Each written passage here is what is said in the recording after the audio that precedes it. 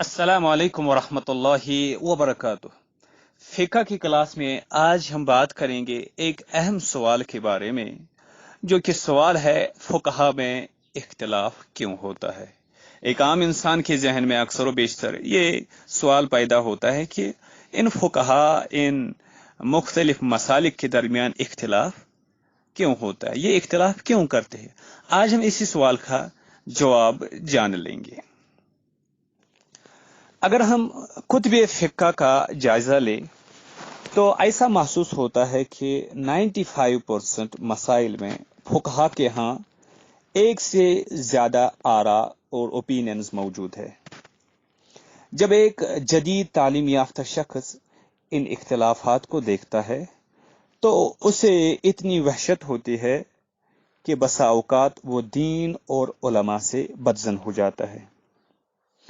इस ज़िमन में अगर हम चंद हक़ाइक़ को जान लें तो इस मसले को समझ सकते हैं।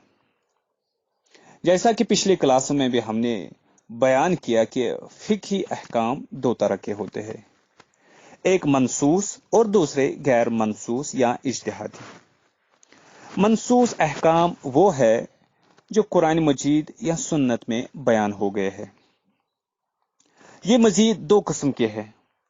पहली किस्म तो उन अहकाम की है जिनमें कुरान मजीद या हदीस की इबारत इतनी वाज़ेह और क्लियर है कि उसके मफ़हूम को समझने में एक से ज्यादा आरा का, ओपिनियंस का होना ही मुमकिन नहीं है, यानी वहां पे एक ही ओपिनियन होती है। दूसरी किस्म के अहकाम वो है जिनके माना को समझने में इख्तिलाफ राय हो सकता है, क्योंकि मुख्तलिफ फुक़हा की महारत ज़ुबान को समझने में मुख्तलिफ दर्जे हो सकते हैं, तो इसलिए इसमें इख्तिलाफ राय हो सकता है मानों को समझने में। दूसरी चीज अब ये याद रखिए कि मनसूस अहकाम में जो इख्तिलाफ है, अब ये जो मनसूस अहकाम में इख्तिलाफ, इसके बारे में याद रखिए कि इस पहली किस्म के अहकाम में बहुत ही कम ऐसा होता है कि फुक़हा के माबैन दरमियान कोई इख्तिलाफ राय हो सके। यानी मनसूस अहकाम में इख्तिलाफ बहुत ही कम होता है फुक़हा के दरमियान। वज़ू और तयम्मुम का तरीका, नमाज का फर्ज होना, नमाजों की तादाद और उनकी रकातें, रमज़ान के रोज़े और इसके औकात, हज का तरीक़ेकार, ज़कात की शरह और निसाब, वरासत में वारसों के हिस्से वगैरह, ये वो उमूर है जिनके बारे में फुक़हा के यहाँ बहुत ही कम कोई इख्तिलाफ पाया जाता है। दूसरी किस्म के अहकाम जिनके माना को समझने में इख्तिलाफ राय हो सके का तनासुब और प्रपोर्शन पूरे इल्म फ़िक़्ह के मसाइल में बहुत ही कम है। इसकी मशहूर मिसाल कुरान मजीद की ये आयत है, वल मुतल्लक़ातु यतरब्बस्न बिअन्फुसिहिन्न सलासत क़ुरू। यानी तलाक याफ्ता ख़वातीन को चाहिए कि वो खुद को दूसरा निकाह करने से 3 कुरू तक रुके रखे। इस आयत में तलाक याफ्ता ख़वातीन की इद्दत का अरसा 3 कुरू बताया गया है। अरबी में लफ्ज कुरू दो बिल्कुल मुतजाद माना में इस्तेमाल होता है, दो बिल्कुल अपोजिट मीनिंग्स में इस्तेमाल होता है। एक तो हेज यानी मेंस्ट्रुएशन का अरसा जो कमोबेश 8-10 दिन होता है, और दूसरा यानी 2 हेजों के दरमियान पाकिज़गी की मुद्दत जिसे तुहर कहते हैं, और ये 20-22 दिन होती है। इमाम अबू हनीफा इस आयत में कुरू से मुराद हेज और इमाम शाफी तुहर मुराद लेते हैं। यहां पे वाज़ेह रहे कि सभी फुक़हा के दरमियान, सभी फुक़हा के नजदीक दौरान इद्दत मियां बीवी का रिश्ता बरकरार रहता है और वो चाहे तो दोबारा निकाह किए बगैर अपने रिश्ते को कायम रख सकते हैं। कुरू से हैज या तुहर मुराद लेने से इद्दत की मुद्दत में चंद दिन का फर्क पड़ता है। फर्ज कीजिए अगर कुरू से मुराद हैज लिया जाए और एक खातून को 1 जनवरी का तलाक दी गई और उन्हें 20 से 30 तारीख को हैज आता है, तो उनकी इद्दत कमोबेश 30 मार्च को खत्म होगी। दूसरी तरफ अगर इससे मुराद तोहर लिया जाए तो उनकी इद्दत 20 मार्च को खत्म हो जाएगी। बज़ाहिर देखने में तो ये मामूली सा इख्तिलाफ है, जिसकी वजह से कोई बड़ा मसला पैदा नहीं होता, क्योंकि इससे महज चंद दिन ही का फर्क पड़ता है। लेकिन कभी कभी इससे संगीन नौयत के मसाइल भी पैदा हो जाते हैं। इसी मिसाल में फर्ज कीजिए कि खातून का शौहर अगर 25 मार्च को फौत हो जाए, तो सवाल पैदा होगा कि बहसत बीवी वो इसकी वरासत में हकदार होगी या नहीं। अगर इद्दत 20 मार्च को खत्म हो चुकी है तो खातून अब अपने शौहर की बीवी नहीं रही और उसे वरासत में हिस्सा नहीं मिलेगा। लेकिन अगर इद्दत अभी 30 मार्च तक बाकी है तो फिर वो अपने खावंद की बीवी है और उसे वरासत में हिस्सा मिलेगा। फिर ये मसला उस खातून तक ही महदूद नहीं रहेगा, बल्कि खावंद की दीगर वारिसीन भी इससे मुतासिर होंगे। कभी ऐसा भी होता है कि दो फुकहा में अरबी जुबान को समझने के मामले में इख्तिलाफ राय हो जाता है, जिसकी वजह से वो हुक्म को समझने में इख्तिलाफ करते हैं, जिसकी वजह से वो उनको हुक्म को समझने में इख्तिलाफ हो जाता है। इसकी वजह यह होती है कि एक फकी दूसरे की निस्बत जुबान से ज्यादा वाकिफ होता है, जुबान की ज्यादा महारत रखता होगा। और एक वजह है फुकहा के दरमियान इख्तिलाफ की, वो है अहादीस में वारिद अहकाम में इख्तिलाफ। रसूलुल्लाह सल्लल्लाहु अलैहि वसल्लम ने दीन के तमाम जरूरी अहकाम उम्मत में बतौर सुन्नत जारी फरमा दिए हैं। आपके ज़माने मुबारक से लेकर आज तक मुसलमान इन दीनी अहकाम पर तवातुर से अमल करते आ रहे हैं। ऐसा नहीं होता कि हमें नमाज सीखने के लिए किसी किताब की जरूरत हो। हम अपने इर्द गिर्द बेशुमार लोगों को नमाज पढ़ता देखते हैं और वैसा ही नमाज शुरू कर लेते हैं। किताब की अहमियत इजाफी होती है। मजीद बारीकियों और मसाइल को जानने के लिए हम लोग हदीस और फिक्का की कुतुब की तरफ रुजू करते हैं। बहुत मरतबा ऐसा होता था कि सहाबे किराम रिजवानुल्लाह अलैहिम अजमईन रसूलुल्लाह सल्लल्लाहु अलैहि वसल्लम की कोई अमल करते देखते थे या आपसे किसी मामले में सवाल पूछते थे तो आप जवाब दे देते थे। सहाबा किराम उस जवाब को समझकर अपने शागिर्दों तक मुंतकिल कर देते थे। ये सिलसिला आगे चलता जाता था। ये मालूमात हमें इनफिरादी सहाबा की रिपोर्ट्स की सूरत में मिलती है, जिन्हें हदीस कहा जाता है, क्योंकि रसूलुल्लाह सल्लल्लाहु अलैहि वसल्लम की जानिब से किसी बात को मंसूब करने का मामला बहुत संगीन है। इस वजह से फुकहा और मुहद्दिसीन किसी हदीस को कबूल करने से पहले इसकी छानबीन कर लिया करते थे कि ये हम तक काबिल एतमाद जराए से पहुंची है या नहीं। बहुत मर्तबा ऐसा होता है कि एक हदीस एक फकी या मुहद्दिस की तहकीक के मुताबिक काबिल एतमाद होती है और वो उसकी बुनियाद पर कोई हुक्म अखज़ कर लेता है।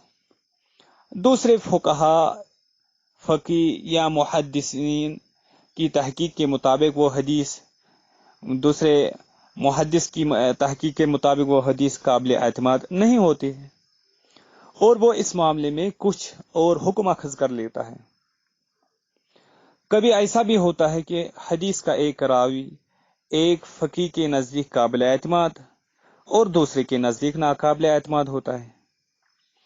اس وجہ سے حدیث کی قبولیت میں ان کے ہاں فرق واقع ہو جاتا ہے، جس سے حکم میں اختلاف واقع ہو جاتا ہے۔ اس سے بھی کوئی بہت بڑا مسئلہ پیدا نہیں ہوتا ہے، کیونکہ دونوں فقہا کی کوشش یہی ہوتی ہے کہ وہ رسول اللہ صلی اللہ علیہ وسلم سے بات کی نسبت کرنے سے پہلے اچھی طرح تحقیق کر لے۔ اور ایک وجہ ہے فقہا کے درمیان اختلاف کی، وہ ہے غیر منصوص اجتہادی احکام میں اختلاف۔ وہ معاملات جن کا حکم قرآن و سنت میں بیان نہیں ہوا اجتہادی احکام کہلاتے ہیں یا غیر منصوص۔ اجتہاد کی بنیاد سیدنا معاذ بن جبل رضی اللہ عنہ کی یہ مشہور حدیث ہے، جس کا ترجمہ ہے کہ جب رسول اللہ صلی اللہ علیہ وسلم نے حضرت معاذ رضی اللہ عنہ کو یمن کی جانب بھیجا تو ان سے فرمایا آپ کیسے فیصلہ کریں گے؟ انہوں نے عرض کیا میں اللہ کی کتاب کے مطابق فیصلہ کروں گا۔ آپ نے فرمایا اگر کتاب اللہ میں آپ کو کوئی حکم نہ ملے تو عرض کیا پھر میں رسول اللہ صلی اللہ علیہ وسلم کی سنت کے مطابق فیصلہ کروں گا۔ آپ نے فرمایا اگر رسول اللہ صلی اللہ علیہ وسلم کی سنت میں بھی اس کا حکم نہ ملے تو عرض کیا پھر میں اپنی رائے سے اجتہاد کروں گا۔ آپ نے فرمایا اللہ کا شکر ہے جس نے اللہ کے رسول کے پیغمبر کو اس کی توفیق دی۔ یہ ہے حدیث ترمذی کی کتاب الاحکام الرسول اللہ، حدیث نمبر 1327، اور یہ حدیث سنن ابی داود میں بھی روایت ہوئی ہے، اگرچہ اس میں حضرت معاذ رضی اللہ عنہ کے شاگردوں کے نام منقول نہیں ہے، لیکن دیگر روایات سے یہ نام معلوم ہو جاتے ہیں۔ اس حدیث کو سبھی مکاتب فکر، سبھی سکولز آف تھاٹ کے فقہا نے قبول کیا ہے۔ اجتہاد کا لفظی مطلب ہے ہر ممکن کوشش کرنا، لٹرل میننگ ہے یہ اس کی ڈکشنری میننگ، اور شرعی اور شریعت کی اصطلاح میں اجتہاد کا دائرہ تین امور پر محیط ہے، تین کاموں پر محیط ہے۔ نمبر 1، قرآن و سنت میں بیان کردہ کسی حکم کو سمجھنا۔ نمبر 2، اس معاملے کی نوعیت کو سمجھنا جس کے بارے میں حکم درکار ہو۔ نمبر 3، ایسے معاملے میں شریعت کا منشا معلوم کرنے کی کوشش کرنا جو کہ قرآن و سنت میں بیان نہ ہوا ہو۔ قرآن و سنت میں بیان کردہ کسی حکم کو سمجھنے کے معاملے میں جو اختلاف ہوتا ہے اس پر ہم نے اس سے پہلے بھی گفتگو کی ہے۔ یہاں ان امور پر گفتگو ہم کریں گے جو کہ ایسے معاملات سے متعلق ہوں جن کو قرآن و سنت میں واضح طور پر بیان نہ کیا گیا ہو۔ ایسے امور میں فقہا کے ہاں اجتہاد کے مختلف اور متعدد طریقہ کار ہے، جن میں مختلف پروسیجرز ہے اجتہاد کرنے کے مختلف فقہا کے نزدیک، جن میں قیاس ہے، استحسان ہے، اقوال صحابہ ہے، مسائل مرسلہ ہے، سابقہ شریعت استصحاب ہے، سد الذرائع ہے وغیرہ، یہ وہ ہے جو اس میں شامل ہے۔ ان تمام طریقہ کار کی تفصیل انشاءاللہ آگے ہم بیان کریں گے۔ یہاں اتنا سمجھنا ضروری ہے کہ بعض فقہا ان میں سے کچھ طریقے اختیار کرتے ہیں اور بعض ان طریقوں کا استعمال درست نہیں سمجھتے، جس کی وجہ سے ان کے مابین اختلاف رائے ہو جاتا ہے۔ مثلا امام شافعی استحسان کو درست نہیں سمجھتے، جبکہ امام ابو حنیفہ استحسان کو استعمال کرتے ہیں۔ اسی طرح इमाम दाऊद ज़ाहिरी कियास ही को दुरुस्त नहीं समझते, जबकि दीगर तमाम फुकहा कियास का भरपूर इस्तेमाल करते हैं। ये भी वजह है इख्तिलाफ होने की। और एक है मामले को समझने में इख्तिलाफ। बसा औकात ऐसा होता है कि एक मामला को, एक मैटर को समझने में, एक मसले को समझने में फुकहा के माबैन इख्तिलाफ वाक़ा हो जाता है, समझने में, अंडरस्टैंडिंग में इख्तिलाफ हो जाता है। जैसे तमाम फुकहा इस बात पर मुत्तफिक है कि सूद और जुआ हराम है। दौर जदीद में जब उनके सामने इंश्योरेंस की मुख्तलिफ सूरतें, मुख्तलिफ शक्लें सामने आई, तो फुकहा ने इसे मुख्तलिफ अंदाज में समझा। एक गिरोह का ख्याल ये था कि इंश्योरेंस में सूद और जुआ पाया जाता है, इस वजह से ये हराम है। जबकि दूसरा गिरोह ये समझता था कि इंश्योरेंस में सूद और जुआ मौजूद नहीं है। यहां इख्तिलाफ राय उसूल की बुनियाद पर नहीं, बल्कि मामले की नौयत को समझने के बायस पैदा हुआ था। इसके अलावा भी फुकहा में इख्तिलाफ राय की वजूहात है। जो दीगर वजूहात है फुकहा में इख्तिलाफ राय की, उनमें से फुकहा के यहाँ उनके माहौल, इसी तरीके से जहनी साख्त, इल्म, तजुर्बा, बैकग्राउंड, ये वो वजूहात है, ये वो चीजें हैं जिनकी वजह से भी फुकहा के दरमियान इख्तिलाफ राय वाक़ा हो जाता है। फुकहा के यहाँ उनके माहौल, जहनी साख्त, इल्म, तजुर्बा और बैकग्राउंड की वजह से भी इख्तिलाफ राय वाक़ा हो जाता है। ये वो वजूहात है जिनकी बिना पर इंसानों के किसी भी तबके में इख्तिलाफ राय हो जाता है। मिसाल के तौर पर एक हदीस में आता है कि दो किले से कम पानी में अगर नजासत गिर जाए तो वो उस वक्त तक नापाक नहीं होता जब तक उसका जायका या रंग न बदल जाए। इमाम अबू हनीफा इराक में रहा करते थे, जहां दजला व फुरात के बायस पानी बकसरत दस्तयाब था।